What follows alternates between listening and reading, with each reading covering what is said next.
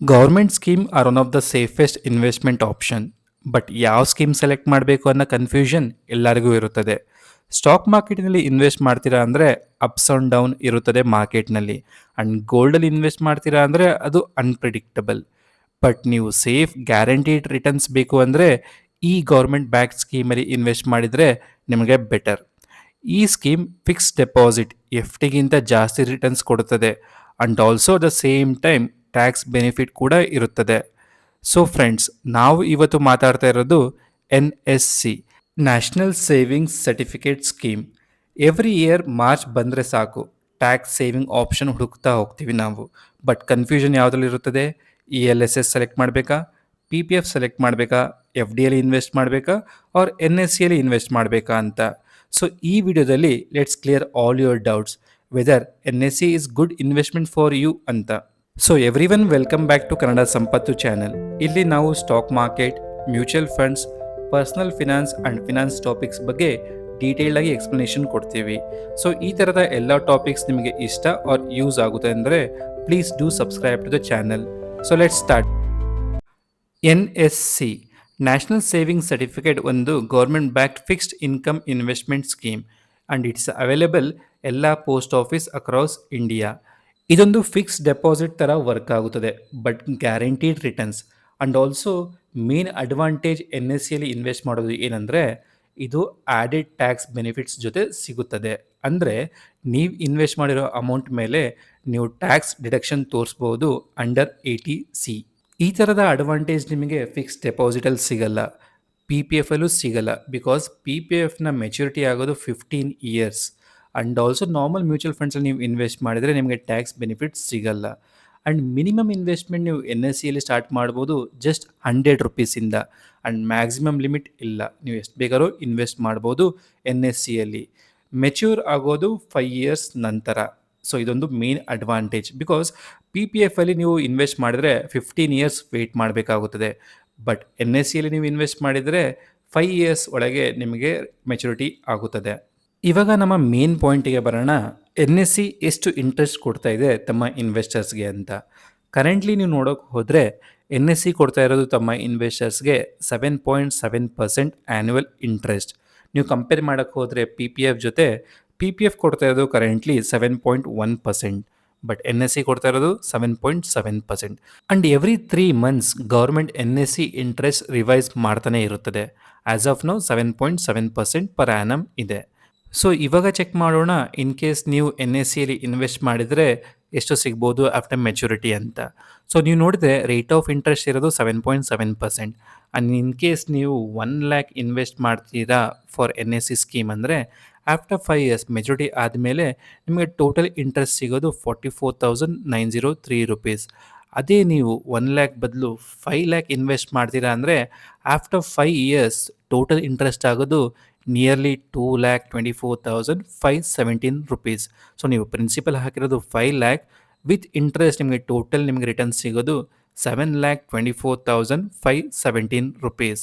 ಅದೇ ನೀವು 10 lac invest ಮಾಡ್ತೀರಾ ಅಂದರೆ ನಿಯರ್ಲಿ ನಿಮಗೆ 4.5 ಲ್ಯಾಕ್ ನಿಮಗೆ ರಿಟರ್ನ್ಸ್ ಸಿಗುತ್ತದೆ. Almost 50% return within maturity. ಈ ಥರದ ರಿಟರ್ನ್ಸ್ ನಿಮಗೆ ಯೂಶಲಿ FDಯಲ್ಲಿ ಸಿಗಲ್ಲ, ಬಟ್ NSCಯಲ್ಲಿ ಇದು ಒಂದು ಆ್ಯಡೆಡ್ ಅಡ್ವಾಂಟೇಜ್. ಆ್ಯಂಡ್ ಆಲ್ಸೋ ಇದು ಗೌರ್ಮೆಂಟ್ ಬ್ಯಾಕ್ ಸ್ಕೀಮ್. ಸೊ ನಿಮಗೆ ಟೆನ್ಷನ್ ಇರೋದೇ ಇಲ್ಲ compare to investment in stock market and other mutual funds. So ಇದೊಂದು better option as an investor for 5 years time frame. Because ಏನಾಗುತ್ತೆ ಅಂದರೆ ಎವ್ರಿ ಇಯರ್ ಇಂಟ್ರೆಸ್ಟ್ ಬರುತ್ತಲ್ಲ, ಅದು compounded yearly and reinvested back in to the total investment. So every year interest ಅದು ವಾಪಸ್ reinvest ಆಗುತ್ತದೆ ನಿಮ್ಮ ಸ್ಕೀಮಿನಲ್ಲಿ. ಆ್ಯಂಡ್ ಇವಾಗ ಚೆಕ್ ಮಾಡೋಣ ಟ್ಯಾಕ್ಸ್ ಬೆನಿಫಿಟ್ಸ್ ಏನು ಸಿಗುತ್ತದೆ NSCಯಲ್ಲಿ ಅಂದರೆ. NSCಯಲ್ಲಿ ನೀವು ಇನ್ವೆಸ್ಟ್ ಮಾಡಿದರೆ ಅದು ಕ್ವಾಲಿಫೈ ಆಗುತ್ತದೆ ಸೆಕ್ಷನ್ 80C ಡಿಡಕ್ಷನ್ ಜೊತೆಗೆ. ಸೊ ನಿಯರ್ಲಿ ನೀವು 1.5 ಲ್ಯಾಕ್ ಸೇವ್ ಮಾಡ್ಬೋದು ಇನ್ ಕೇಸ್ ನೀವು ಓಲ್ಡ್ ರೆಜಿಮ್ ಫಾಲೋ ಮಾಡ್ತೀರಾ ಅಂದರೆ. ಆ್ಯಂಡ್ ಆಲ್ಸೋ ಇಂಟ್ರೆಸ್ಟ್ ನೀವು ಅರ್ನ್ ಮಾಡ್ತಿರಲ್ಲ ಆ್ಯಸ್ ಅರ್ಲಿಯರ್ ಸೆಡ್, ಅದು ರೀಇನ್ವೆಸ್ಟ್ ಆಗುತ್ತದೆ ಎವ್ರಿ ಇಯರ್. ಆ್ಯಂಡ್ ಇವಾಗ ಚೆಕ್ ಮಾಡೋಣ ಇನ್ ಕೇಸ್ ನೀವು NSCಯಲ್ಲಿ ಇನ್ವೆಸ್ಟ್ ಮಾಡಿದರೆ ಯಾವ ಥರದ ಅಡ್ವಾಂಟೇಜ್ ಸಿಗುತ್ತದೆ ನಿಮಗೆ ಅಂತ.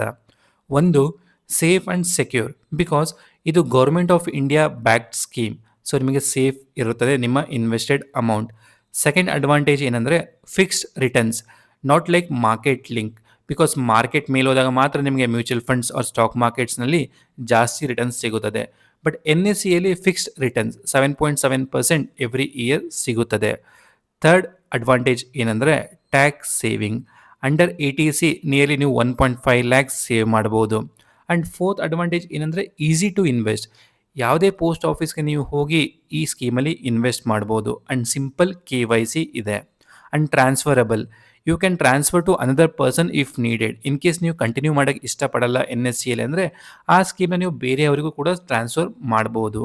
ಇದೆಲ್ಲ ಅಡ್ವಾಂಟೇಜ್ ಸಿಗುತ್ತದೆ ಇನ್ ಕೇಸ್ ನೀವು NSEಯಲ್ಲಿ ಇನ್ವೆಸ್ಟ್ ಮಾಡ್ತೀರಾ ಅಂದರೆ. ಯಾವುದೇ ಇನ್ವೆಸ್ಟ್ಮೆಂಟ್ ಮಾಡ್ತೀರಾ ಅಂದರೆ ಅಡ್ವಾಂಟೇಜಸ್ ಜೊತೆ ಡಿಸಡ್ವಾಂಟೇಜಸ್ ಕೂಡ ಇರುತ್ತದೆ.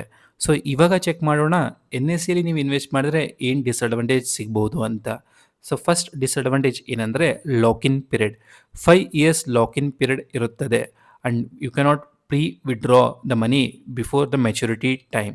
ಅನ್ಲೆಸ್ ರೇರ್ ಕೇಸಸ್ ಇದ್ದಾಗ ನೀವು ವಿಡ್ರಾ ಮಾಡ್ಕೊಬೋದು before 5 years. Second, inflation rate.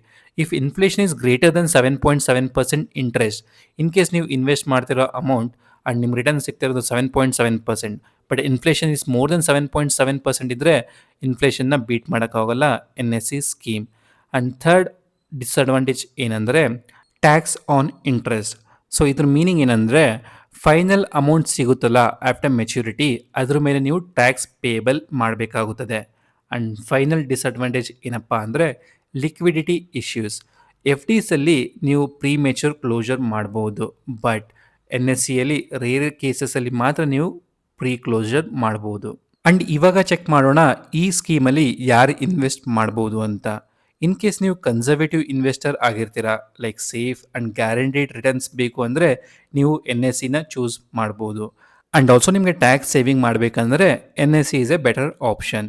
But in case ನಿಮಗೆ ಲಾಂಗರ್ ಟೈಮ್ಗೆ ಇನ್ವೆಸ್ಟ್ ಮಾಡಬೇಕು ಆ್ಯಂಡ್ ಹೈಯರ್ ಗ್ರೋತ್ ಬೇಕಂದರೆ ಸ್ಟಾಕ್ಸಲ್ಲಿ ಇನ್ವೆಸ್ಟ್ ಮಾಡ್ಬೋದು, ಮ್ಯೂಚುವಲ್ ಫಂಡ್ಸಲ್ಲಿ ಇನ್ವೆಸ್ಟ್ ಮಾಡ್ಬೋದು. ಆ್ಯಂಡ್ ಯಾವಾಗ ಗೋಲ್ಡ್ ರ್ಯಾಲಿ ಆಗುತ್ತಲ್ಲ ಆವಾಗ ನೀವು ಆ ಇನ್ವೆಸ್ಟ್ಮೆಂಟ್ ಮಾಡ್ಬೋದು. So friends, NSE is a steady and safe wealth builder. If you want to protect capital and save taxes, it's a good choice. But long-term wealth creation ಮಾಡಬೇಕಂದ್ರೆ combine ಮಾಡಿ multiple investment ಜೊತೆ, like mutual funds ಜೊತೆ or golds ಜೊತೆ or stocks ಜೊತೆ combine ಮಾಡಿ ನೀವು investment ಮಾಡ್ಬೋದು. Because diversification is a key to financial freedom. So in case ನಿಮಗೆ ಈ ವಿಡಿಯೋ ಇಷ್ಟ ಆಗಿದರೆ please like the video, share the video and do subscribe to Kannada Sampattu channel. Thank you for watching.